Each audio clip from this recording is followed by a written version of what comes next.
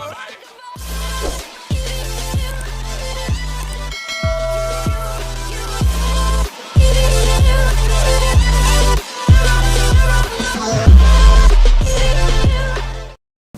lebih jauh lagi, lebih dalam kita masuk masalah ini. Kita mulai dengan orang yang menolak adanya Tuhan. Faham ateis ya? Iya betul ya? Baik. Mereka bilang tidak ada Tuhan, nggak ada pencipta, ini terjadi begitu saja.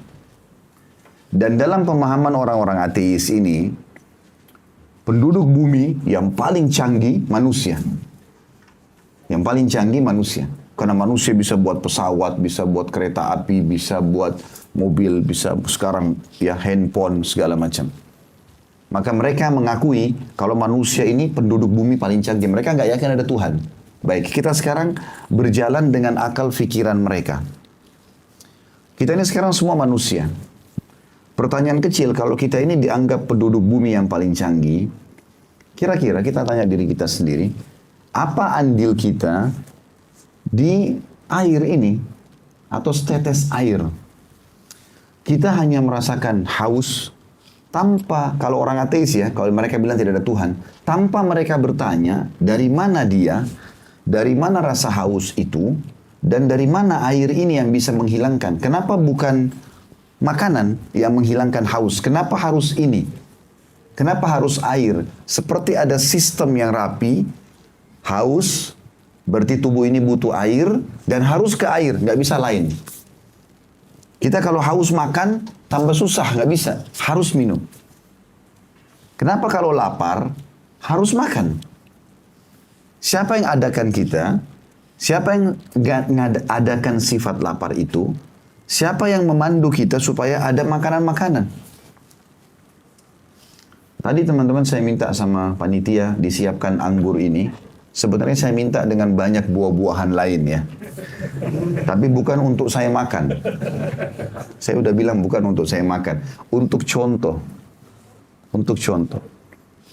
Sekarang anggur ini, saya tanya teman-teman sekalian. Siapa yang gantung seperti ini? Pernah berpikir? Siapa yang tancapkan ini di sini? Dan menata seperti ini sampai bisa sekian biji. Dan kalau kita, manusia yang dianggap tadi canggih, sudah petik satu, ya, ini untuk tancap kembali, nggak bisa. Kita nggak bisa. Siapa yang membuat warna ini?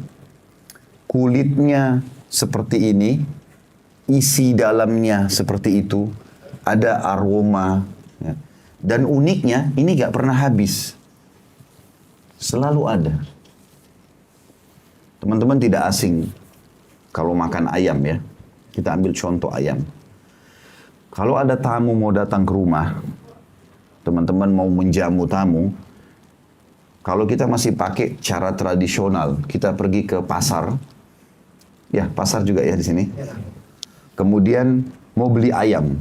Biasanya yang kita pikir, ayam yang besar, ayam yang sehat, harganya cocok, beli. Pikiran kita langsung ke, mau dimasak apa ini? Mau kari, mau digoreng, atau dibakar, ya. Biasanya kita sebatas itu. Coba teman-teman pertemukan itu, ayam ini dengan realita keberadaan Allah. Gimana caranya? Baik. Coba sebelum kita pikir dagingnya ini enak atau tidak, nanti dikari atau digoreng atau dibakar. Ini ayam, coba kalau punya ayam di rumah nanti sebentar dipraktikin ya. Kalau pulang. Lihat sayapnya ayam dan bulu yang ada di badannya. Saya tidak tahu orang sini bilang, penggaris ya. Bawa penggaris. Malaysia juga bilang penggaris. Pembaris ya, yang biasa dipakai untuk garis. Ya. Coba bawakan ada tulisan sentimeter ya. Perhatikan antara bulu satu ayam, bulu sebelahnya, itu sentimeternya sama. Siapa yang tancapin bulu ayam itu? Kok bisa sama sentimeternya? Dan di posisi punggung panjangnya sama. Yang di sayap sama. Dan ada warna yang unik di ayam itu. Karena setiap hari kita lihat. Ada warna orange, ada warna biru, ada warna hijau. Benar nggak di bulunya ada begitu? Teman-teman, kita kadang-kadang subhanallah hanya sekedar tahu makan, bulunya dibuang, nggak berpikir, nggak tertemukan dengan itu. Ya. Sama tadi yang saya bilang kasih contoh anggur ini. Coba lihat pisang. Pisang tiap hari ada di Asia Tenggara ini, Masya Allah pisang. Dan Allah sebutkan dalam surah Al-Waqi'ah, salah satu buah di surga pisang. Dalam surah Al-Waqi'ah. Pisang itu teman-teman, siapa yang menatah pisang itu di tangkainya? Biasa kita bilang ada sisiran pisang ya. Kena rapihnya. Ya. Tertata, bisa dalam satu tangkai kecil, itu ada 5 di atas, 5 di belakang. Kita cuma tahu, petik, buka, makan. Manis ya. Sebatas itu. Itu terlalu sederhana.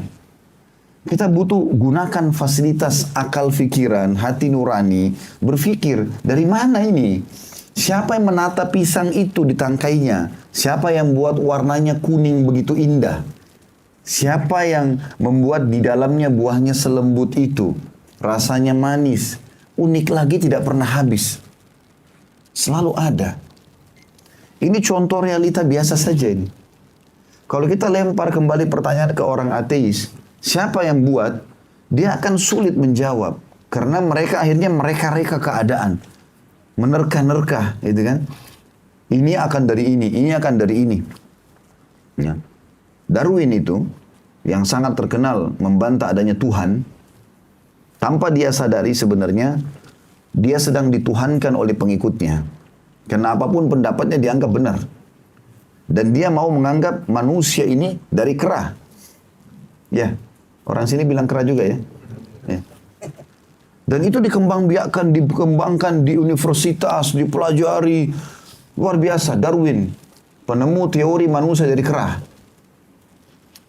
Ada satu kejadian di Amerika beberapa waktu yang lalu.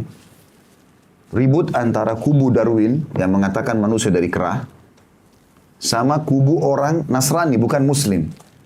Tapi mereka yakin ada Tuhan Allah. Ini ribut. Masuk pengadilan. Hakimnya bingung. Ini pecahinnya gimana nih? Yang diperebutkan bukan tanah, bukan benda. Tapi keyakinan. Maka apa masalah kalian, kata hakimnya? Yang satu bilang manusia dari kera, yang satu bilang manusia bukan dari kera. Akhirnya hakimnya ucapkan kalimat, dia buka sidang sekaligus ditutup. Dia bilang begini saja, yang mengaku turunan kera ke sebelah kanan saya. Pengikut Darwin tidak ada yang mau ke sebelah kanannya hakim. Dia nggak mau dibilangi kera, keturunan kera ke sebelah kanan saya. Yang mengaku manusia tulen sebelah kiri. Nggak ada yang mau ke situ. Padahal dia sendiri yang sebarin berita kalau manusia dari kera. Allah subhanahu wa ta'ala menciptakan semua. Kita ini enaknya orang muslim ini teman-teman sekalian. Kita orang beriman ini, kita enak sebab sudah punya bocorannya, tahu semuanya. Dari mana asalmu? Dari Adam. Bagaimana Adam diciptakan? Allah ceritakan dalam Al-Baqarah panjang lebar. Dari tanah, prosesi penciptaannya. Diceritakan semuanya. Malaikat sujud. Ada golongan dari jin yang nolak namanya iblis. Sampai turun, masuk ke surga. Turun di bumi. Jadi pemimpin di muka bumi. Keturunannya diturunkan, berikan syariat. Ini boleh, ini nggak boleh dari Allah SWT. Jadi diberikan fasilitas sampai mati nanti seperti apa prosesnya. Ada alam barzah, ada kuburan, ada hari kebangkitan, ada hisab. Amal-amal kalian akan ditimbang. Ada surga dan neraka. Surga dan neraka itu teman-teman. Dirincikan dari tanahnya surga sampai bangunan mewahnya. Bidadarinya, bidadarahnya, makanannya, semua rinci. Kita ini belum ke sana sudah tahu semua. Ya. Seperti teman-teman belum pernah ke Indonesia. Lalu saya datang, saya ceritain Indonesia semuanya. Indonesia itu begini, begini, begini, nama kotanya, pasarnya ada di sini, semua saya lihat. Teman-teman pada saat turun di bandara Jakarta, oh ini di sini, oh ini di sini, sudah tahu. Orang Islam itu begitu, punya bocorannya. Kita bukan menerka-nerka. Sampai kata para ulama kita, subhanallah, Allah jadikan banyak ilmuwan yang mengadakan penelitian ke lautan, di dalam lautan, meneliti hewan-hewan, meneliti tumbuh-tumbuhan, meneliti sampai keluar angkasa, itu orang ateis. Memang Allah buat mereka. Kenapa? Karena mereka belum yakin. Supaya mereka temukan nanti, oh, mentok dia sampai satu poin, harus ada Tuhan. Nggak bisa tidak. Kalau kita nggak perlu itu, karena lahir sudah percaya. Ya. Jadi kalau ada orang mengatakan, kenapa orang Islam tidak ada yang jadi ilmuwan? Kuasa Allah subhanahu wa ta'ala. Ada sebenarnya, tapi yang banyak menemukan kejadian ini, kejadian itu, atau orang mereka. Karena dasarnya nggak yakin. Dia bahkan subhanallah makan buah-buahan ini, bahkan dia tidak bisa membantah sistem yang ada dalam tubuhnya. Dia nggak bisa. Sekarang kalau ada orang ateis capek, Kalau dia yakin itu terjadi sendiri, coba dia lawan. Dia nggak bisa lawan itu. Kalau kita lagi capek atau mengantuk, terus kita nggak mau tidur, nggak bisa. Nanti lama-lama jatuh di jalanan, tidur nanti. Ada sistem, dia nggak bisa bantai itu. Makanya ada seorang ateis dari Jazirah Arab ya, namanya Ihya Abul Madhi. Orang ini menolak sekali ada Tuhan. Hampir seluruh syair Arab yang dia susun, itu semuanya menolak, tidak ada Tuhan. Kalau dikatakan ada Tuhan namanya Allah, saya nggak lihat. Ada Al-Quran, saya nggak percaya. Tolak semua. Subhanallah, di akhir hidup dia sebelum dia meninggal dinukil oleh para ulama, syair dia susun sekitar 20 bait syair, itu membantah syair-syair dia sendiri. Kurang lebih begini dia bilang. Jitu wala adri min aina jitu. Dia bilang, saya lahir di muka bumi ini, saya sekarang ini diranjang kematian, dia sudah sakit keras terakhir sebelum meninggal. Saya terus terang bertanya-tanya terus dari mana asal saya. Kalau ibu saya dari siapa? Ibunya lagi siapa? Ibunya lagi. Siapa yang awal nih? Ini orang ateis ini. Dia akhirnya pada saat mau mati dia bertanya-tanya terus. Dia bilang, fawajadtu amami tariq, masyaitu dzalika syi'tu am abaitu. Lalu saya dapat di depan mata saya pada saat saya lahir ada sistem. Mulut untuk makan, hidung untuk bernafas, mata melihat, kuping mendengar. Ya, ada sistem, kita nggak bisa bantah. Teman-teman bisa nggak minum dari hidung? Hah? Atau makan dari mata? Kenapa nggak bisa? Harus ada sistem, ada sesuatu, berarti ada sebuah sistem yang sudah terjadi, sudah ada. Dia sendiri bilang, saya dapat sistem, mau nggak mau. Manusia dari bayi, anak-anak, remaja, menikah, tua, mati. Sistem. Nggak ada yang bisa lawan itu.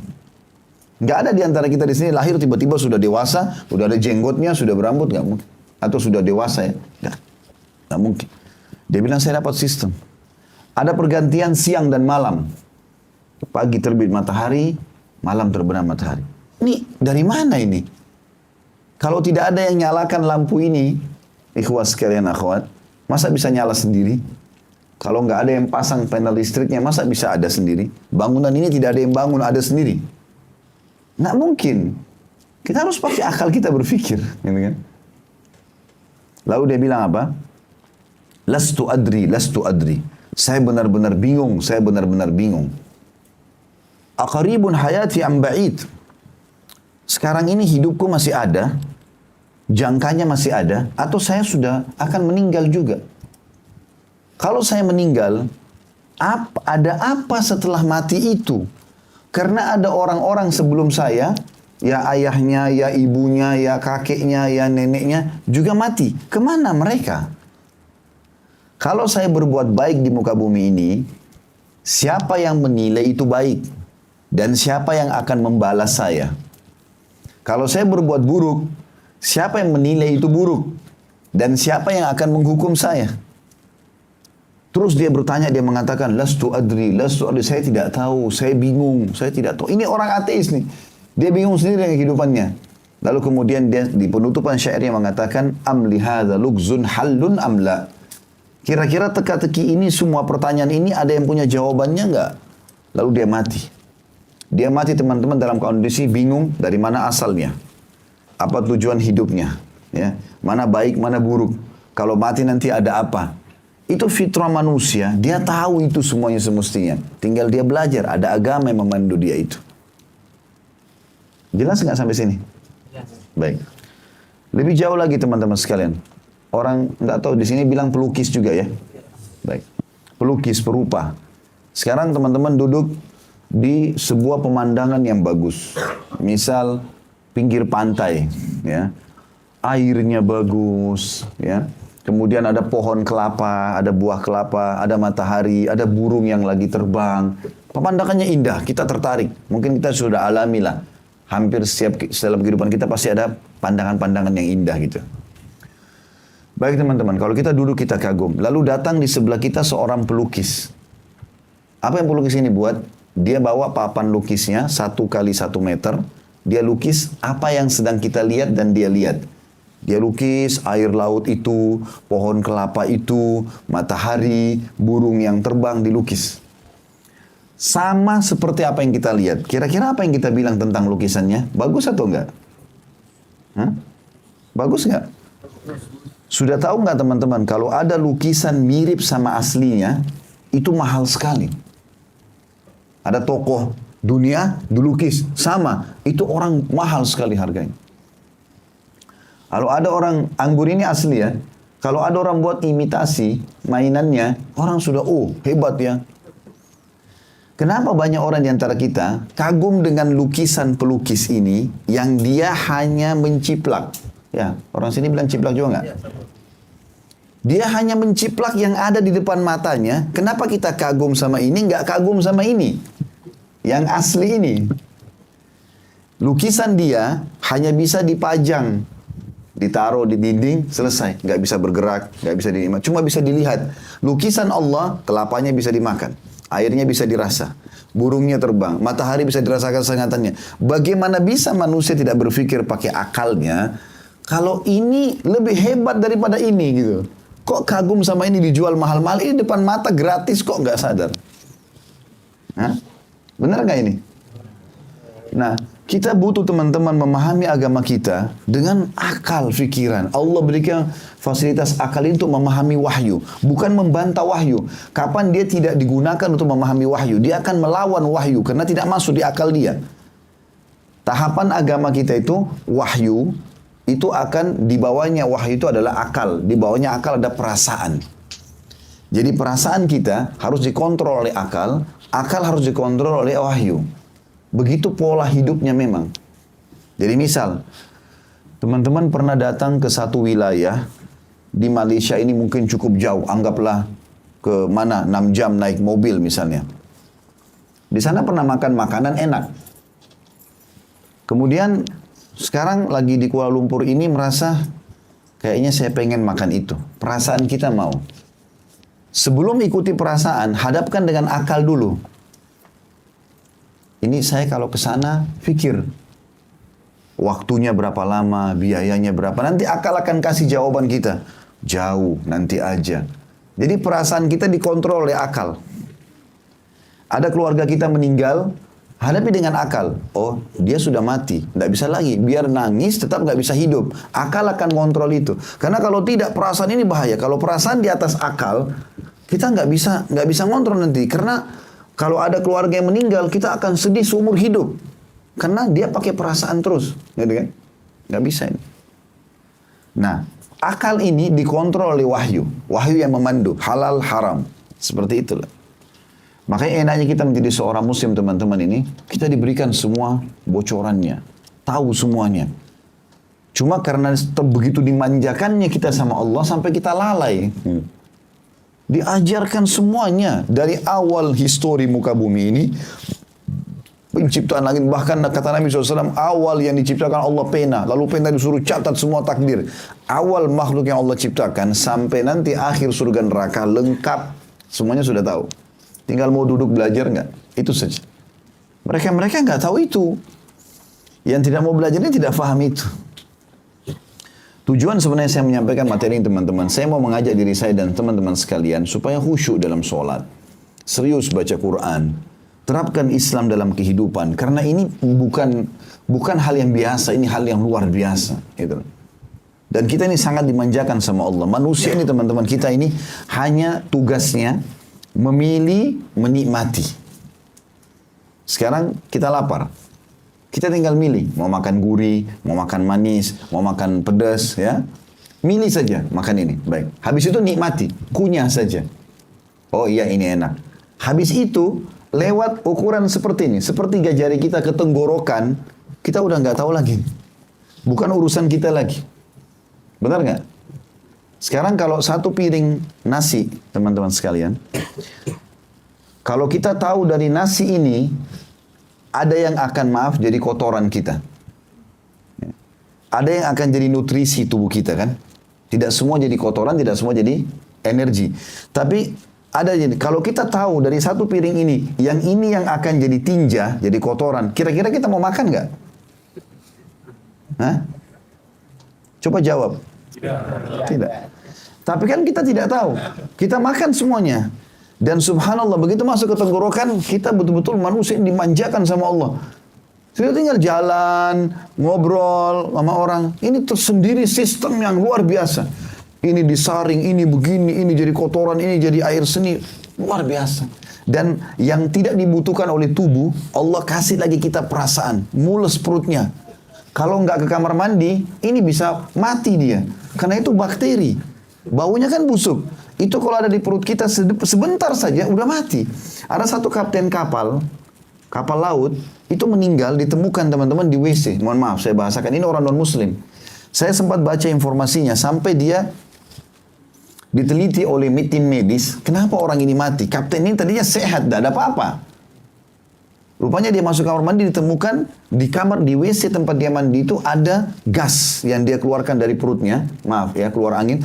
Itu sangat, dia rupanya sudah 3 hari nggak buang air orang ini. Jadi ada gas yang dia keluarkan, itu saking mematikannya bakteri itu sampai dia mati. Betul ajal datang, tapi penyebabnya itu. Subhanallah, bisanya kita punya rasa mau ke kamar mandi, itu nikmatnya Allah yang luar biasa. Kalau kita nggak punya perasaan itu gimana? Sementara kita buang pun kotoran itu, bakteri yang kita makan sembarangan masuk. Ya, Allah kasih lagi rasa, oh sudah cukup. Sampai kita cebok bersihkan diri. Jadi subhanallah, air butuh cairan haus. Lebih buang air kecil, pengen kencing. Makan, tubuh lagi lapar, tubuh lagi butuh energi. Makan. Begitu makan, lebih buang di kamar, dikasih perasaan. Sistem raksasa yang luar biasa ini. Ini baru sebagian yang kita korek ya. Kalau kita mau tanam ini kehidupan kita banyak sekali. Banyak sekali. Luar biasa gitu ya. Sampai sekarang saya sering ikutin beberapa penelitian para ilmuwan tentang manusia. Allah mengatakan wa fi anfusikum afala tubsirun. Di diri kalian sendiri kalian tidak lihat tuh. Ya. Siapa yang membentuk alis seperti ini teman-teman? Siapa yang membuat mata seperti ini? Kita cuma pakai fasilitas ini loh. Mata kita bisa lihat mana terang, mana gelap waktu seketika. Kita tahu oh ini gelap, oh ini terang. Seketika. Bola mata ini, kalau manusia buat, dia harus buat robot yang pakai cahaya laser ini segala macam. Ini nggak ada, manusia nggak bisa. Manusia mengatakan itu. Dan ini mata kita ini kamera tercanggih di dunia. Ini nggak ada lagi megapikselnya nih. Ya, teman-teman satu kali aja pergi ke satu tempat. Mata kita sudah merekam. Sekali saja. 10 tahun lagi kita datang. Masih ingat gak?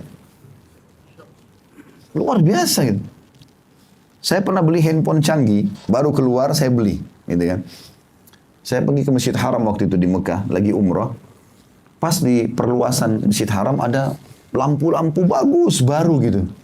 Mata saya melihat. Oh Masya Allah bagus sekali ya. Saya ambil kamera tercanggih itu saya foto. Hasilnya beda dengan mata saya. Loh, kok lain ya? Tadi mata lebih bagus, ini kok kamera nggak bisa sama. Subhanallah, nggak bisa sama. Kuasa Allah SWT. Ya. Hidung kita ini lubangnya kecil begini, tapi kita bisa bedain ini busuk, ini wangi. Seketika. Lidah kita ini daging tidak ada tulangnya, bisa bedain. Oh ini manis, oh ini pedas. Seketika. Allah bilang di dirimu lihat sendiri keajaiban itu. Tidakkah kalian memperhatikan itu? Dan sekian banyak teman-teman sekalian. Sekian banyak. Ini yang tadi saya sampaikan namanya akidah. Keyakinan tentang keberadaan Allah. Tapi memang tertanam dalam hati dan pikiran ini ikut berpikir. Jadi kita betul-betul tahu. Lihat ini semua tidak mungkin ada. Ya?